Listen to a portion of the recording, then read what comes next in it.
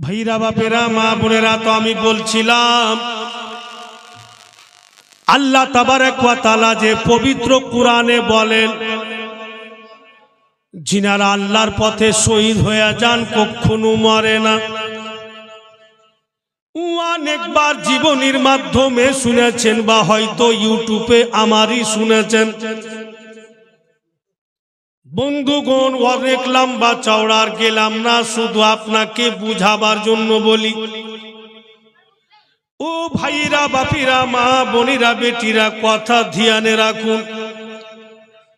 হযরত ইমাম মুসলিম রাদিয়াল্লাহু তাআলা আনহু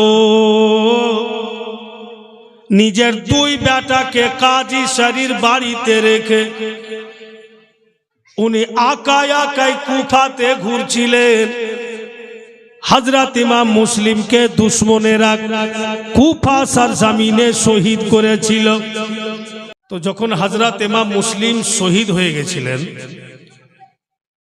উনাকে শহীদ করে দেওয়া হয়েছিল। তারপরই তো উনার ছেলেদের ঘটনা। ভাইরা বাপেরা বন্ধু বোনেরা আমার, ভাইজান রুবেল সাহেব একটি ছন্দ পড়েছে আজকে স্টেজে, যে হযরত ইমাম মুসলিমকে স্বপ্ন যোগে দেখেছিলেন বড় ভাই, আর ছোট ভাইকে জানাচ্ছিল সত্যি ঘটনাটা আছে। যখন উনার আব্বা শহীদ হয়ে গেছিলেন, আর কাজী শরীফ দোনো কোচি বাচ্চাকে বললে নিজের বেটার সাথে দিয়া উমুকটা জায়গা থেকে আজকে একটি কাফেলা মদিনা যাচ্ছে। নিজের ছেলেকে কাজী শরীফ বলছে দোনো জান্নাতের ফুল। বন্ধুগণেরা আমার, কাজী শরীফ নিজের বেটার সঙ্গে দোনো জান্নাতের ফুলকে দিল। নিজের বেটাকে বলছে, ধন আমার, জীবনে অনেক কাম করেছো বেটা, আজকে তোমাকে বাপু এমন একটা কাজ দিচ্ছি, এই কাজটা যদি করে দিতে পারো আল্লাহ তোমার প্রতি সন্তুষ্ট হবে। কাজী শরীফকে ওর বেটা বলছে, আব্বা বলুন তো কি এমন কাজ? বলে, এই যে দুটা জান্নাতের ফুল দেখছো বাপু, মুহাম্মদ আর ইব্রাহিম, ইনারা হযরত ইমাম মুসলিমের বেটা, এর বাবাকে কুফাওয়ালা শহীদ করে দিয়েছে।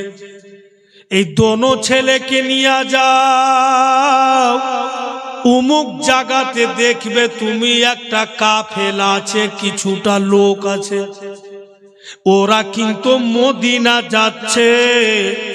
এই দোনো ভাইকে নিয়ে যাও আর ওদের সাথ ধরিয়া দাও যেন মদিনা চলে যায়। ঠিক বেরাদার কাজী শরীর বেটা মোহাম্মদ ইব্রাহিমকে নিয়ে গেল। গিয়া দেখছে তো ওই কাফেলা ও জায়গাতে নাই, কিছুটা দূরে চলে গিয়েছে।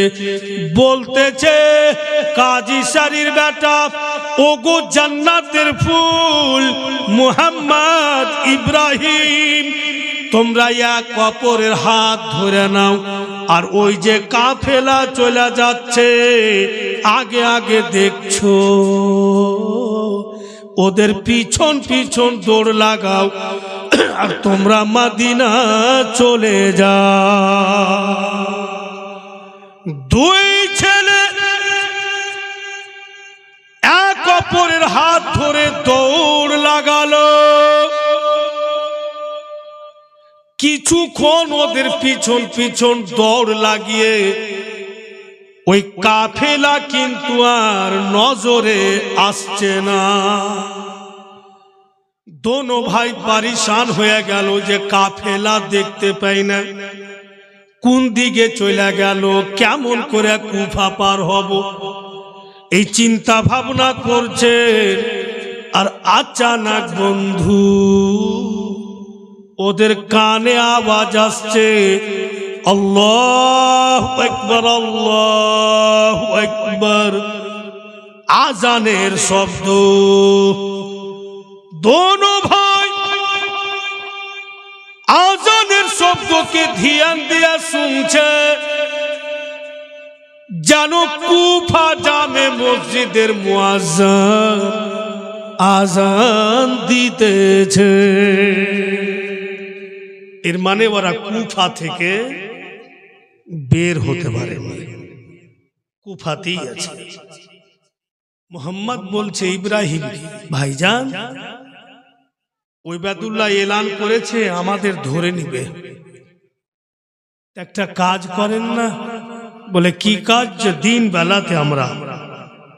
বেলাতে আমরা কোথাও ছুপিয়ে যাব, দিন বেলাতে কোথাও ছুপিয়ে যাব, আর যখন রাত হবে বেলা ডুববে তখন বের হব। কারণ যে যদি আমরা দিন বেলাতে ঘুরে বেড়াই, জানি না ওই ওবায়দুল্লাহ লোক আমাদের ধরে নিবে, জুলম সিতম করবে। তাই চলো দিন বেলাতে কোথাও ছুপিয়া বসা থাকবো, যখন বেলা ডুববে তখন রওনা হব। ঠিক সারা দিন যে কোনো ব্যক্তি ছুপিয়া যদি বসা থাকে, দানাও পাবে না, পানিও পাবে না। কারণ যে ওরা ছুপিয়া বসা আছে, সারাদিন বিনা দানা পানিতে ছুপিয়া বসা থাকলো। ফের যখন বেলা ডুবলো তো দোনো ভাই রওনা হইল। কত লম্বা আপনাদের সামনে বয়ান করব বন্ধু। সারা রাত দৌড়তে থাকলো। ফির ভি যখন মুয়াজ্জিন আজান দিচ্ছে ফজরের, তো কুফা মসজিদের আজান এখনো পার হতে পারেনি। বলতেছে দোনো ভাই, আর কোনো উপায় নাই, চলতে পারা যায় না। ছোট ভাই বড় ভাইকে বলছে, ভাইজান শরীর চলে না, পেটে দানা নাই, পানি নাই, বাবা যদি থাকতেন তুমি আমাদের দেখভাল করতেন, বাপও নাই। যদি আমার কিসমতে থাকে যে কুফার জঙ্গলই আমার রুহু বের হবে, তাই হইয়া যাক, কিন্তু আমি এক কদম চলতে পারবো না, নাই শক্তি। বড় ভাই নিজের ছোট ভাইয়ের চোখের পানি মুছে, তুমি চিন্তা করিও না, চলো আমার সাথে, এখন অনেকটা রাত হয়ে গিয়েছে, কেউ জায়গা নাই, তুমি খিদা পেয়েছো, চলো কোনো বাড়ি গিয়ে আমি চাইব, যদি একটু কিছু খাবার দিয়া দেয়, ঠিক তোমাকে আমি খাওয়াইয়া দিব। বড় ভাই বলে, দেখছে বাপু অনেক বড় বাড়ি, রাত কিন্তু অনেক আছে। ওই বাড়িটাতে উঠলো, ছোট ভাইকে বসিয়ে দিয়ে মোহাম্মদ আওয়াজ দিচ্ছে, বাবুজি যদি কেউ বাড়িতে থাকেন একটু বেরিয়ে আসুন, রাত অনেক।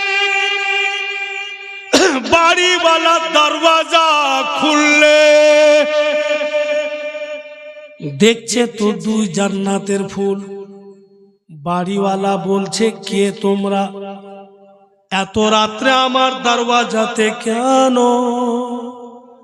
মুহাম্মদ বলছে, বাপজান আমার ভাই 2-3 দিন থেকে কিচ্ছু খাইনি, খুব খিদা পেয়েছে, যদি একটু কিছু খাবার থাকে তো দিয়া দেন, কিন্তু বাবুজি আমাদের সাদকা এবং ফিতরা বলে দিয়েন না।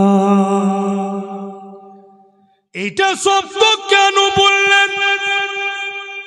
তোহফা বলে কিছু দিয়ে দেন, কিন্তু সাদকা ফেতরা বলে দিয়েন না। তো বাড়িওয়ালা বলছে কেন সাদকা ফেতরা কেন নিবে না?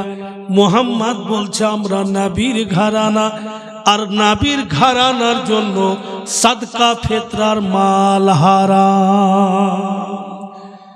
বন্ধু জান চলে যাচ্ছে, কষ্টের উপরে কষ্ট হচ্ছে, কিন্তু শরীয়তের বিধানকে বাপু লঙ্ঘন করে না। বলুন তো আমারই বেটা বা আপনাদের বেটা, মা বোন বা আপনাদের কোনো বেটা যদি বিনা দানা পানিতে জঙ্গল জঙ্গল দৌড়া বাড়াইতো, বাপও নেই মাও নেই কোনো সঙ্গী নাই, ও বাড়িওয়ালা চট করে হাত উঠিয়ে মুহাম্মাদের কাঁধাতে হাত দিয়ে ধাক্কা মেরা বলছে দুশ্মন যে ভিক্ষা করার নিয়ম শিখে গিয়েছো, দুধের দাঁত ভাঙেনি আর নিজকে আলে রাসূলের দাবি করছো। কোথায় শরীরের চামে লেখা আছে জালে রাসূল? ধাক্কা মেরে দিল। যেমনই ধাক্কা মেরেছে মুহাম্মদ কিন্তু পাথরের উপরে পড়ে যায়, কপালের চাপ ফেটে রক্তের ফুহারা বেরিয়ে আসলো। ইব্রাহিম তাড়াহুড়া করে ভাইকে ধরে বলছে আমি আর খিদা নাই, কখনো বলবো না যে খিদা পেয়েছি, আমার খিদা মিটে গেল। মুহাম্মদ বলছে ভাই আমার এত নিরাশ হইও না, জগতে সবাই এক রকম নাই, এই দুয়ারে পাইলাম না তো অন্য দুয়ার চলো, নিশ্চয়ই কিছু না কিছু পাবো। বন্ধুগণ লোকটা কিন্তু মুসলমান ছিল, দাড়ি ছাড়া ছিল, চুল দাড়ি পেকে গেছিল, পাক্কা নামাজি মনে হচ্ছিল। ওই মুসলমান ধাক্কা মেরে দিলে দোনো আলে রাসূল এবার এক পা দুপা করতে করতে বাপু ইহুদির দুয়ারে উঠল। এক মুসলমান ধাক্কা দিয়ে কষ্ট দিল, अब ইহুদির দুয়ারে চলে গেছে, সে মুসলমান নয়। এবার কি হতে পারে? ইহুদির দুয়ারে গিয়ে যেমনই আওয়াজ দিলে ইহুদি দরওয়াজা খুললে দেখছে ইহুদি ছেলের কপালের চাম ফেটা আছে, রক্ত যেন চেহারাতে লেগে আছে। ইহুদি চট করে বলছে ধনেরা এত গোলাপ ফুলের চেহারাতে রক্ত কেন? আর তোমাদের বাপ মা কেমন বাপু যে এত রাত্রে তোমাদের ছেড়েছে?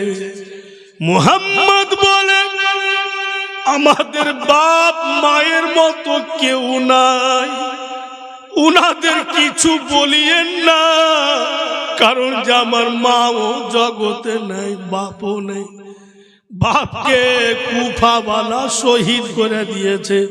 ইহুদি বলছে তোমরা কার বেটা? বলে আমরা ইমাম মুসলিমের বেটা।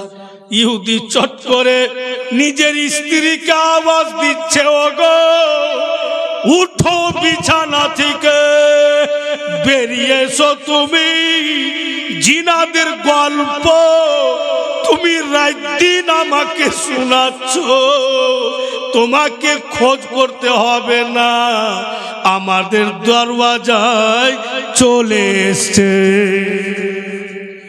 ইহুদির স্ত্রী বেরিয়ে আসলো, বলে কার কথা বলছেন স্বামী গো?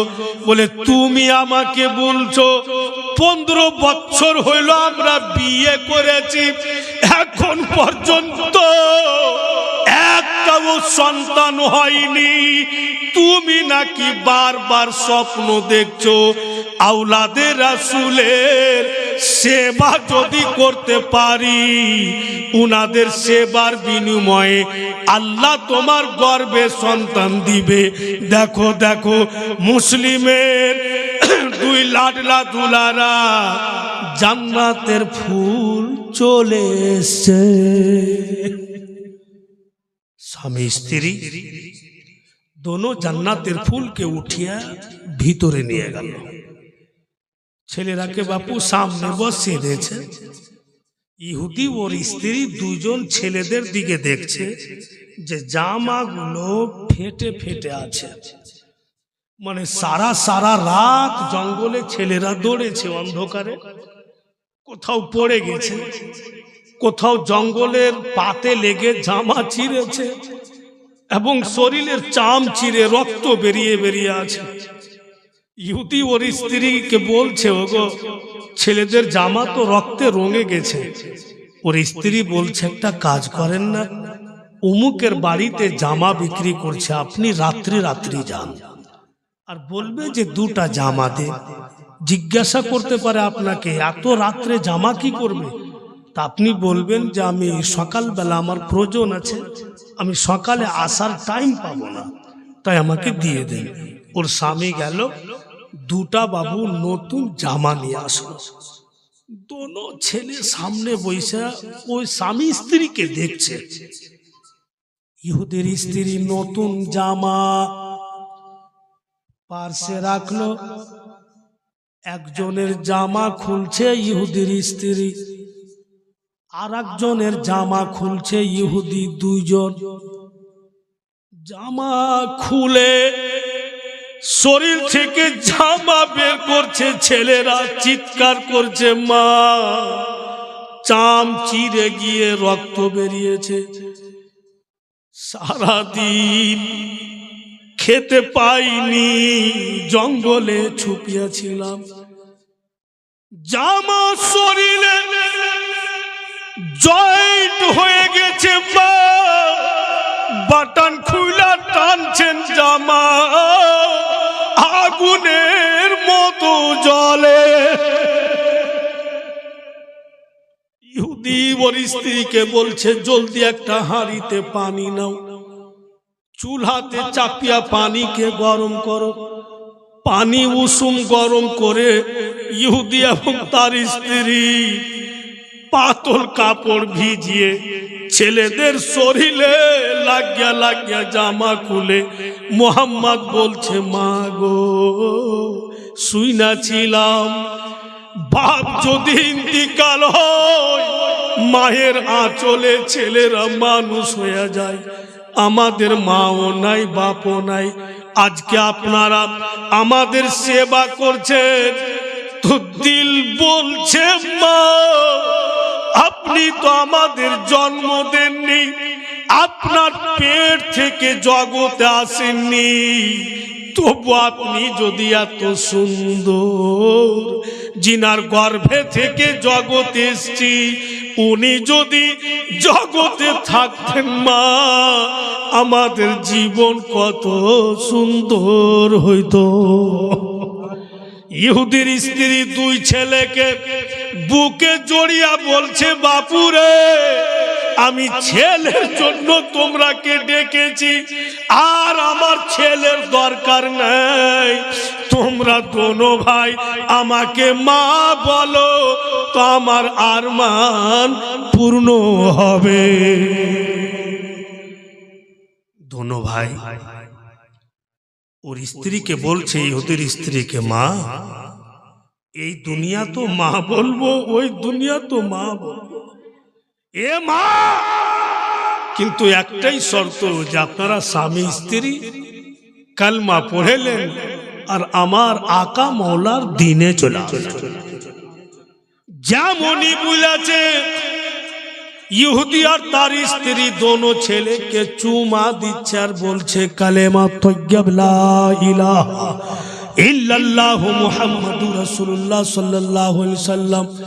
দোনো ছেলের সামনে কলমা পড়ে ইসলামে সামিল হইল। ইহুদি তার স্ত্রী দুই ছেলের রক্ত মুছে নতুন জামা পরিয়ে কিছুটা খাবার দিলে খিলিয়ে বলছে লালেরা ক্ষমা করিও বেটা, তোমাদের বাড়িতে রাখতে পাবো না, যদি বাড়তে রেখে দি সকালবেলা ওই বাদুল্লাহ এসে তোমাদের ধরে নিবে,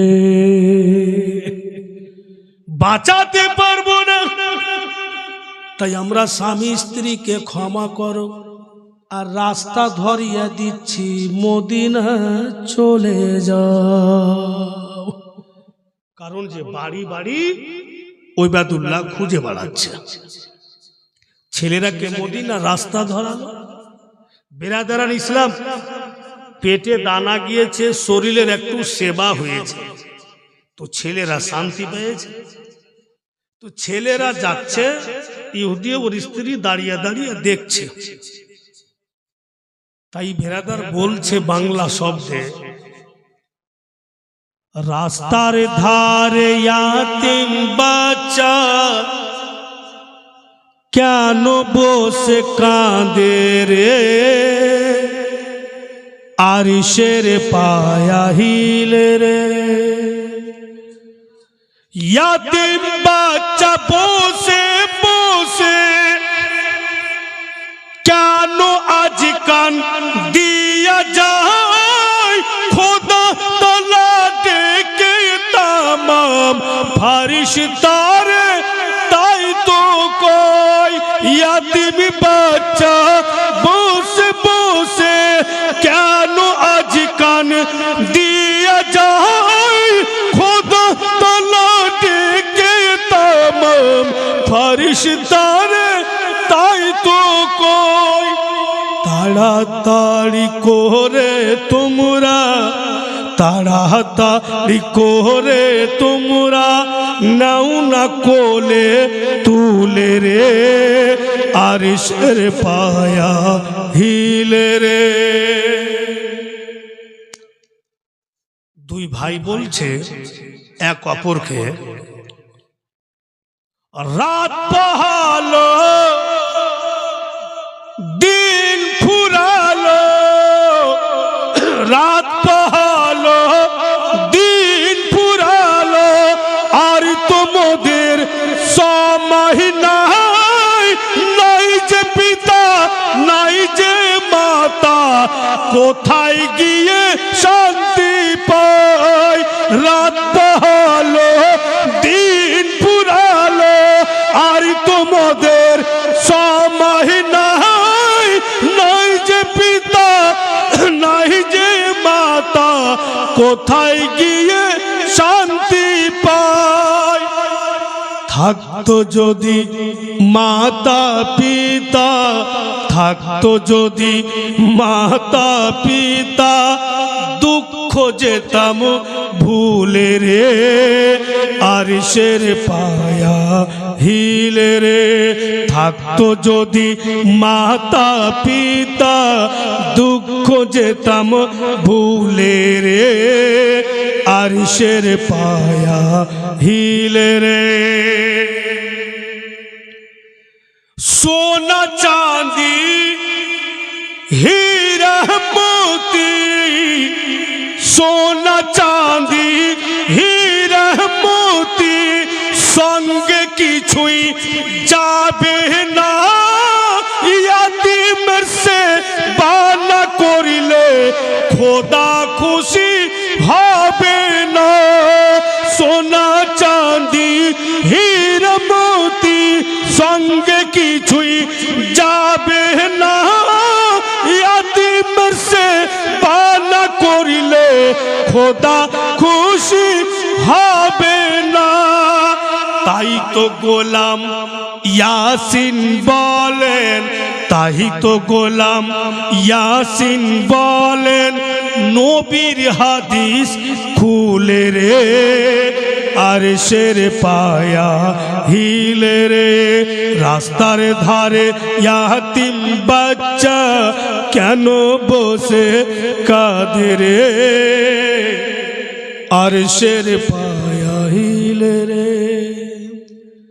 যখনই বেলা উঠল কুফার জঙ্গলেই কিন্তু দোনো ভাই আছে ইহুদির বাড়ি থেকে চলে আসলো। বেলা উঠলো, দোনো ভাই বলছে আমরা এখনো কুফাতে আছি, পার হতে পারিনি। যখন আলো হয়ে যাবে, দুনিয়া সূর্যের তাপে আলোকিত হবে, এক অপরকে দেখা যাবে। বলা যায় না ওই বেদুল্লাহ লোক আমাদের ধরবে, চলো আবার ছুপিয়া যাই। কোন জায়গাতে ছুপাবে?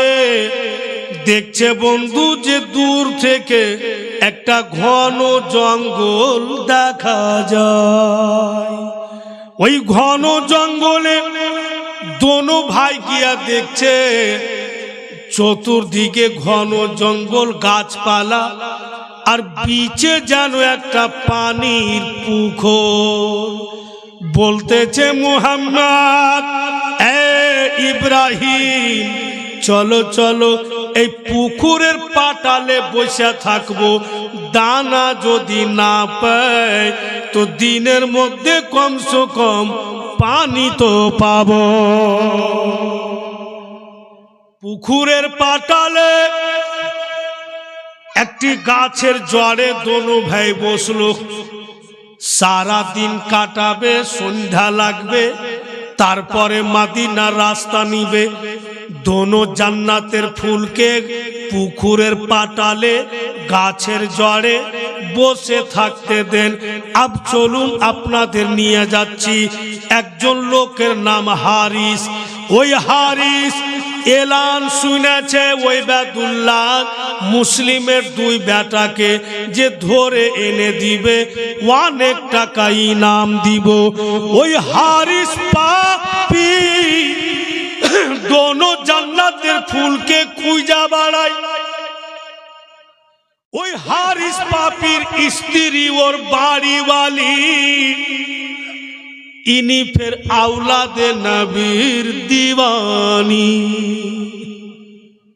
স্বামী হচ্ছে দুশ্মন, দোনো ফুলকে খুঁজা বাড়াইছে ধরার জন্য। আর ওরই স্ত্রী হচ্ছে আওলাদে নবীর দিওয়ানি। হারিসের স্ত্রী ওর বাড়িওয়ালি নিজের দাসীকে বলছে, দাসী পানির কলসটা নিয়ে নাও, পানির কলসিটা নাও, আর পুকুর থেকে তুমি পানি আনো। ওই পুকুরে পাঠাচ্ছে, যে পুকুরের পাটালে দোনো জান্নাতের ফুল বৈশা আছে। ঠিক বন্ধুগণ, হারিসের দাসী যখন কলসি নিয়ে ওই জঙ্গলে, ঘন জঙ্গলে পুকুরে গেল, যেমনই কলসিখানা পানিতে ডুবাবে, নজর করে দেখছে দুই ছেলের শরীরের ছায়া যেন পানির উপরে ভাসতেছে। দোনো ছেলের শরীরের ছায়া পানিতে ভাসছে। হারিসের দাসী পানি কিন্তু আর নিল না, নজর উঠিয়া দেখছে যে এত ঘন জঙ্গলে কার ছেলে আছে। দেখছে তো দোনো ভাই এক অপরকে ধরে আছে আর গাছতলাতে বসে আছে। ওই হারিস পাপীর দাসী ওর বাড়িওয়ালি পাঠিয়েছে। দোনো ছেলেকে বলছে, ধনেরা, কে বাপু তোমরা এই ঘন জঙ্গলে কি করছো? তোমরা এখানে কেন? দোনো ভাই এক বাইকি উত্তর দিচ্ছে, 150 খানা পত্র দিয়ে কুফাওয়ালা ডাকিল, ডেকে তারা ধোঁকা দিয়ে জুলম যে করিল। 150 খানা পত্র দিয়ে কুফাওয়ালা ডাকিল, ডেকে তারা ধোঁকা দিয়ে জুলম যে করিল, জুলম যে করিল। ওগো নবী দো জাহা একবার ডাকো না, তোমার পাক মদিনায়, নইলে মোরা যাব কোথায়, নইলে মোরা যাব কোথায়। মুআজ্জাজ ভাইরা, বন্ধুগণের আমার, বলতেছে দোনো লাডলা দুলারা, যে আমরা ইমাম মুসলিমের ছেলে, কুফাওয়ালা আমার আব্বাকে ডেকে শহীদ করে দিয়েছে, এখন আমরা পাগলের মতো ঘুরে বেড়াচ্ছি, মদিনা যাওয়ার রাস্তা খুঁজে পাই না। বলতেছে বন্ধুগণেরা আমার, ও ছেলেরা এসো বাপু আমার সঙ্গে, আমার যিনি মালকিন যদি তোমাদের পেয়ে যায় তো বড্ড খুশি হবে, কারণ তোমাদের দিওয়ানি। ওই হারিস পাপি খুঁজা বাড়াইছে, আর ওরই বাড়ির দাসী দোনো ছেলেকে উঠিয়া হারিসের বাড়ি নিয়ে যায়। হারিসের স্ত্রী বলছে দাসীকে, পানি আনতে বলেছিলাম, পানি কোথায়? হারিসের দাসী বলছে, মালকিন সাহিবা, যদি পুকুরের পানি নিয়ে আসতাম, পানি পান করতেন তো দুনিয়াবি পিপাসা মিটত। আজকে এমন পানি আইনাছি, ইহুকালেরও পিপাসা মিটবে, পরকালেরও মিটবে। বলে কেমন কথা? বলে মালকিন, এই যে দুই জান্নাতের ফুল, হযরত ইমাম মুসলিমের লাডলা দুলারা, হারিসের স্ত্রী দুই ছেলেকে পেয়ে খুবই খুশি, ছেলেদের সেবা যত্ন করে খাবার খিলিয়ে সুন্দর করে একটা ঘর দিলে, লাডলা দুলারা শুয়ে যাও বাপু, কিছুক্ষণ পরে আমার স্বামী বাড়ি ঢুকবে, তোমরা বিছানাতে আরাম করো, কিন্তু জোরে চিৎকার করিও না। যদি জোরে চিৎকার করবে তো আমার স্বামী শুনতে পাবে, তোমাদের বাঁচাতে পারবো না।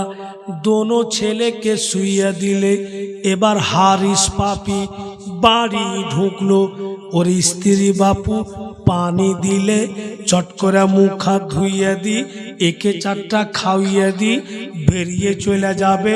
তারপরে দোনো জান্নাতের ফুলকে আমি মদিনার রাস্তা ধরিয়ে দিব। ঠিক হারিস মুখ হাত ধুয়ে খেতে বসছে, বন্ধুগণ আমার, আচানক দোনো জান্নাতের ফুল ঘরের ভিতর থেকে আব্বা বলে চিৎকার করে দিল। ওই আব্বা শব্দ হারিসের কানে আসলো। হারিস বলছে ওর স্ত্রীকে, কার ছেলে? এত কচি আওয়াজ, মিষ্টি আওয়াজে আব্বা বলে চিৎকার করলে, আমাদের তো কচি ছেলে নাই, আমার একটাই বেটা, বড় হয়েছে, জওয়ান হয়েছে, এত বাচ্চা আওয়াজ কোথা থেকে আসলো? আমার তো মনে হচ্ছে সামনের ঘর থেকে আসলো। হারিসের স্ত্রী বলছে, না স্বামী গো, হয়তো পড়োশির ছেলে হবে। ই হারিস পাপি কিচ্ছু শুনলে না, ঘরের দিকে যখন চইলা যাচ্ছে ওর স্ত্রী সামনে দাঁড়িয়ে গেল। স্বামী গো একটু বসেন, ধৈর্য ধরেন, কেন আপনি ঘরে যাচ্ছেন? বলে আমার মন বলছে ঘর থেকে আওয়াজ আসলো, আমি যাব। ওর স্ত্রীকে বাপু কি আর করলো না, ঘরের মধ্যে গিয়া দেখছে তো দোনো ভাই এক অপরের বুকে বুক মিলিয়ে ছেলেরা ফুটে ফুটে কাঁদে। হারিসের স্ত্রী বলছে, লালেরা ধনেরা, এত যে তোমরা কে বললাম যে চিৎকার করিও না, কেন আব্বা বলে চিৎকার করলে? মোহাম্মদ ইব্রাহিমকে দেখছে যে তুমি কেন চিৎকার করলে? ইব্রাহিম মোহাম্মদকে বলছে যে তুমি তো বড়, তুমি বলো তুমি কেন চিৎকার করলে?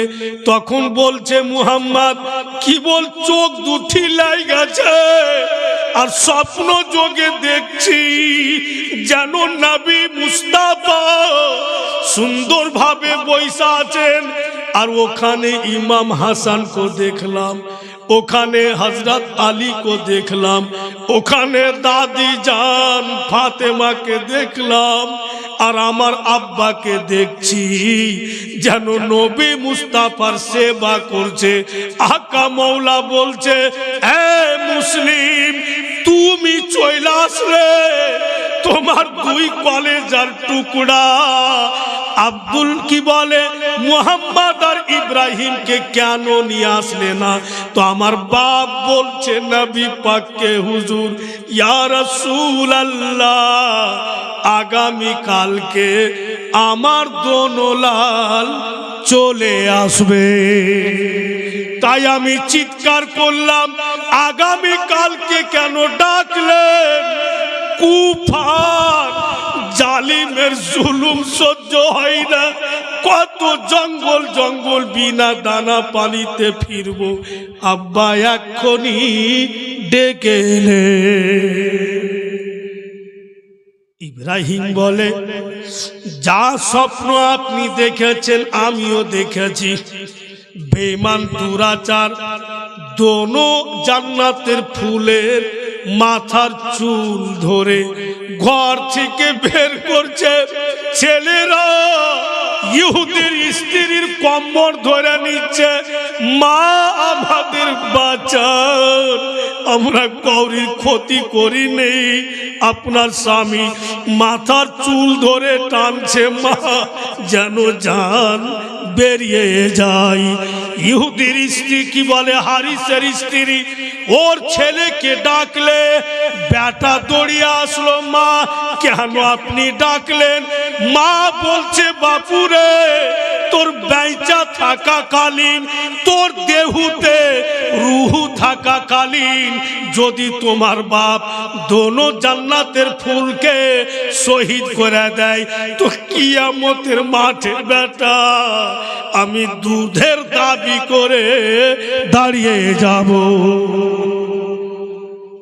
হারিসের বেটা হারিসকে জড়িয়ে ধরলে, আব্বা গো ছেড়ে দেন, এদের কোনো দোষ নাই, কেন এদের কষ্ট দেন?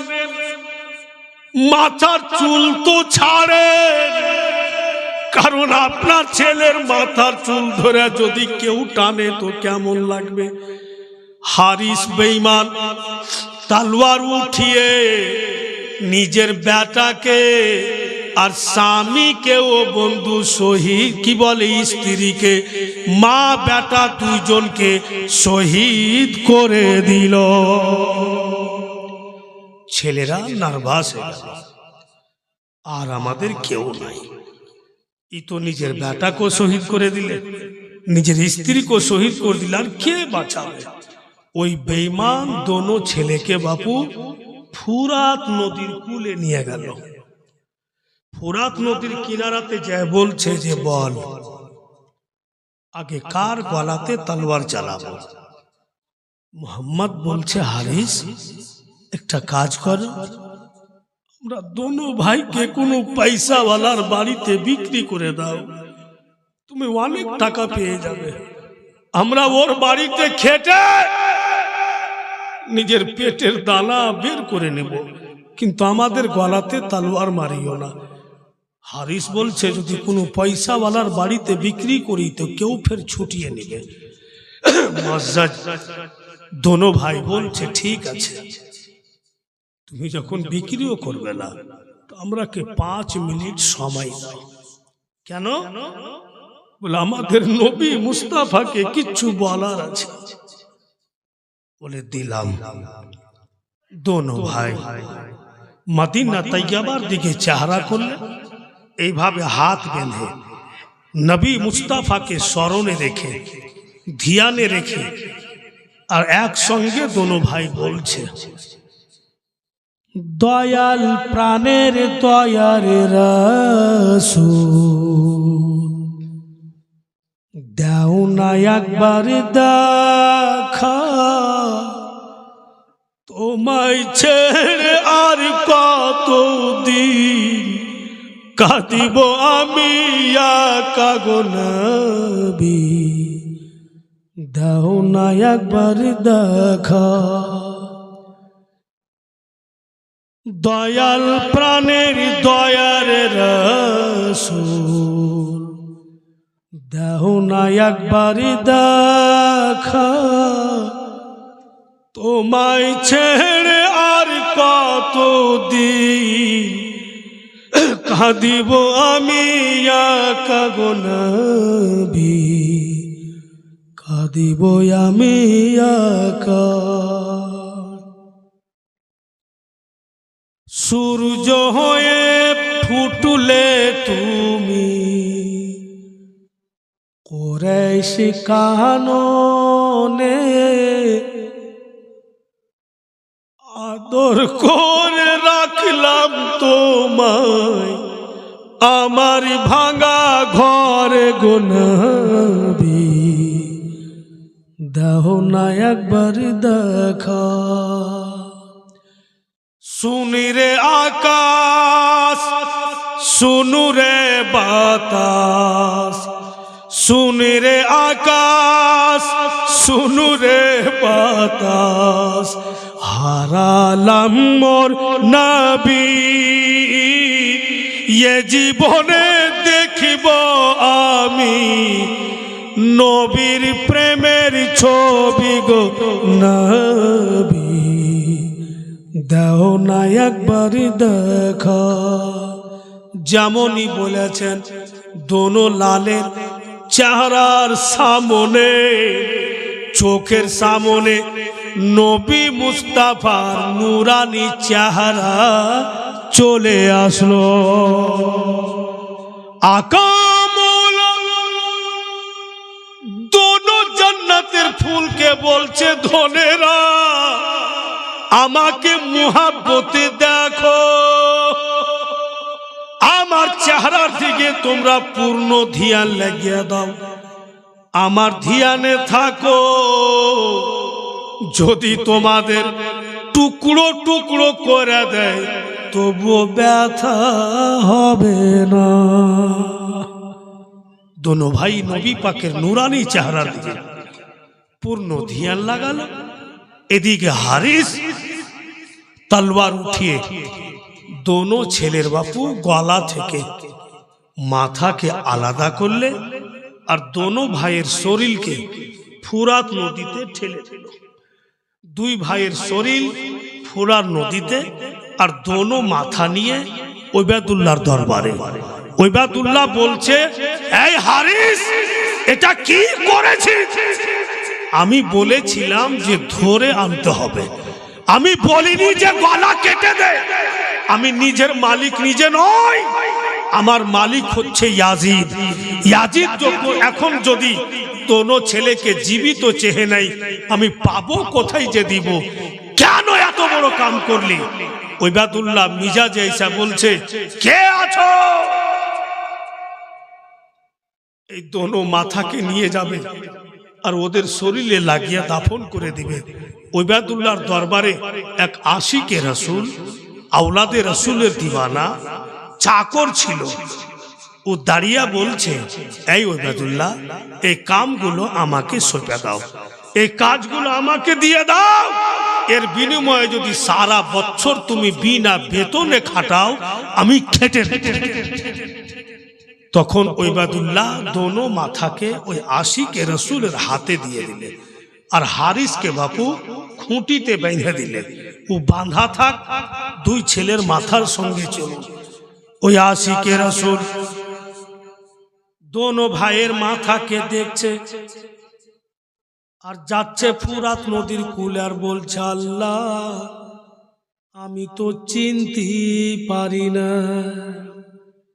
এর মধ্যে ছোটকে আর বড়কে দেখতে তো একই রকম লাগে, আমি চিনবো কি করে যে ছোট কোনটা বড় কোনটা। এই চিন্তা ভাবনা করতে করতে ফুরাত নদীর কূলে যাচ্ছে। তো বাপু দোনোটা শরীর, মাথা নেই, মাথা নাই, শুধু গলা থেকে শরীর আছে। পানিতে ডুবেও যায়নি, ভেসেও যায়নি, জীবিত মানুষের মতো এক অপরের হাত ধরে নদীর কিনারাতে ঘুরতি আছে। ওই আশিকে রাসূল বলে, আল্লাহ আজকে প্রমাণ হয়ে গেল যারা তোমার রাস্তাতে শহীদ হয় কখনো মরে না। আমাকে আর চিনতে হবে না যে কোনটা ছোট কোন বড়, আমি মাথা ছেড়ে দিব ফুরাত নদীর পানিতে, ওরা আপনা আপনা মাথা গলাতে লাগিয়ে নিবে।